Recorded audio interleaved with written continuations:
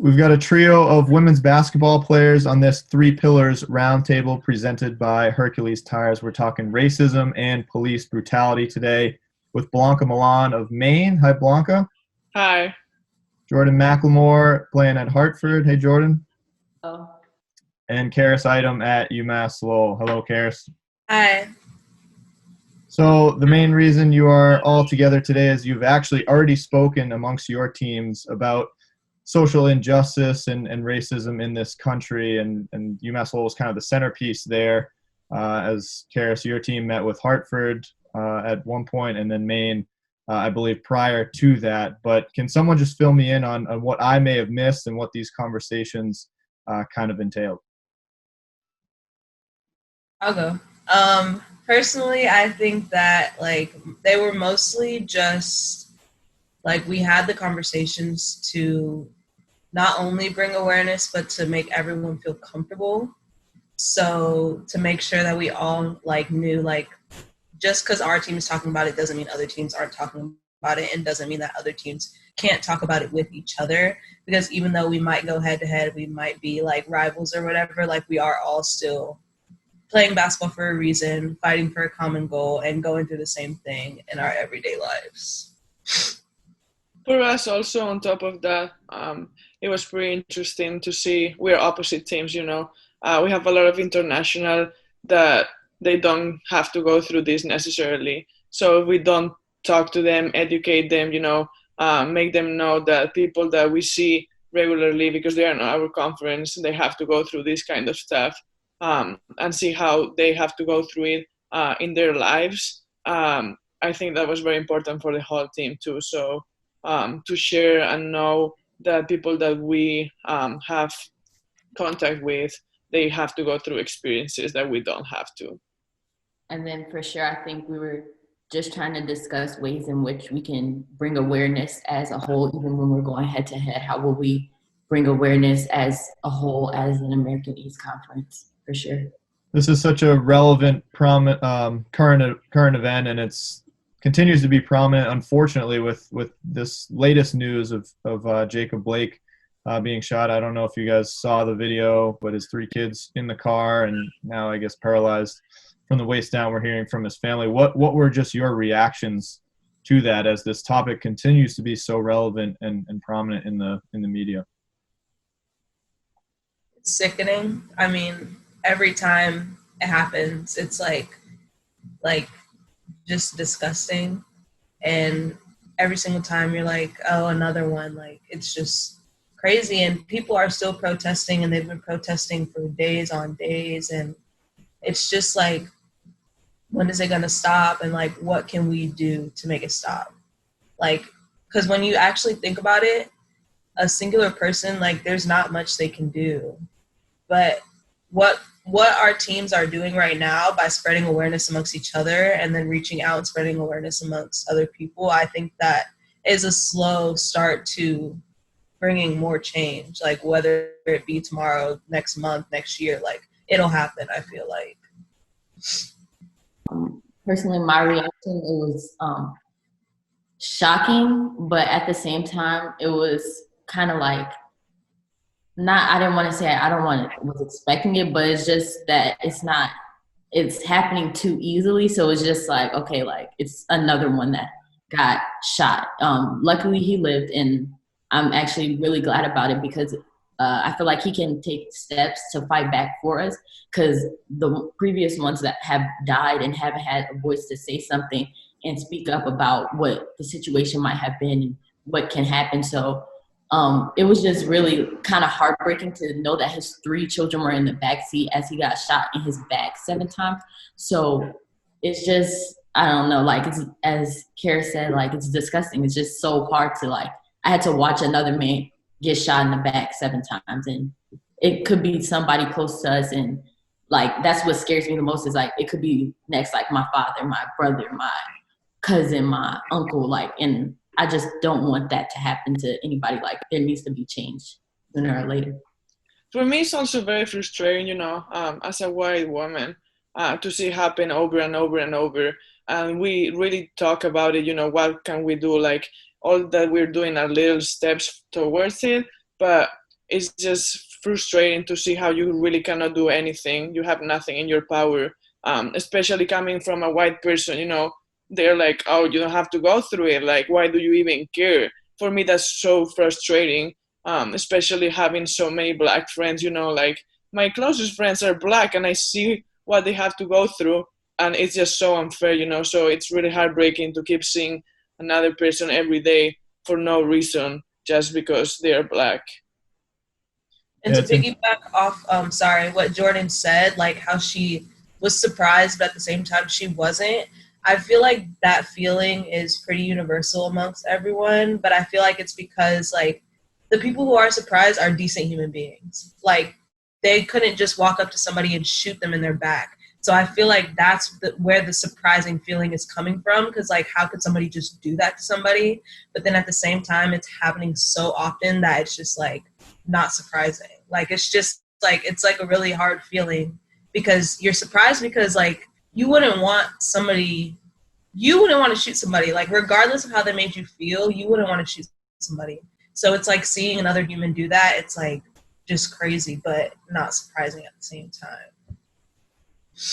Yeah, it's infuriating, and I would hope people aren't numb to it at this point, because you watch a video of a human getting shot and you have to have some sort of emotion. As we talk about your teams getting together via Zoom or that video call that you each had separately, how valuable, and you guys touched on it a little bit earlier, but how valuable was just having that human-to-human interaction between your teams, who, as you all kind of said, play and are rivals on the court, but can come together as humans to kind of understand what the Black community is going through and where white allies can best speak out for them?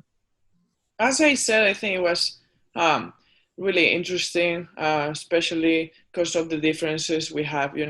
Everyone like really participated. We heard from people that had their own experience, or like friends that have experiences like that. We don't have that here in our team, so it was good to see that. I think it really helped my team to be aware and be able to say, okay, if I see something, I should act upon on it. Don't be quiet. Do as much as you can, even though it's like little things. It's always going to be better than staying silent. I think it was like good to see like for us, it was our first time talking to people outside of our team. So it was good to see like everybody kind of had almost like the same reaction. We all had kind of the same ideas, and then it was like piggybacking. It was like a comfort space. Like I felt comfortable talking to UMass Lowell team, and everybody that was there speaking up and saying something. It was comfortable to me, in my opinion. It made me feel good about what was going on.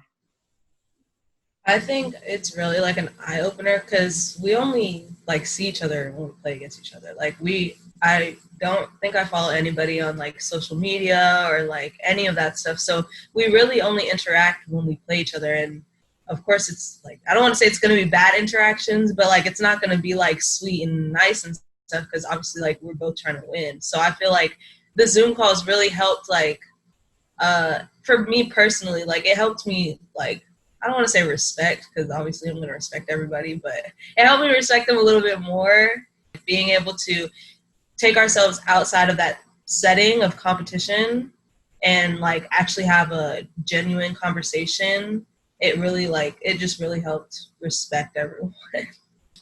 Yeah, I mean, as much as I'd love to get the three of you on here to trash talk, that would be more entertaining and a little bit more positive, even in a weird way. But this is something we gotta take care of. That's at the forefront. One little additional piece of insight that I'd like from each of you too is, you mentioned raising awareness, continuing to raise awareness as a sort of takeaway from your calls together. What other conversations have you had within your teams to try to combat racism moving forward? What next steps have you guys been talking about as teams internally?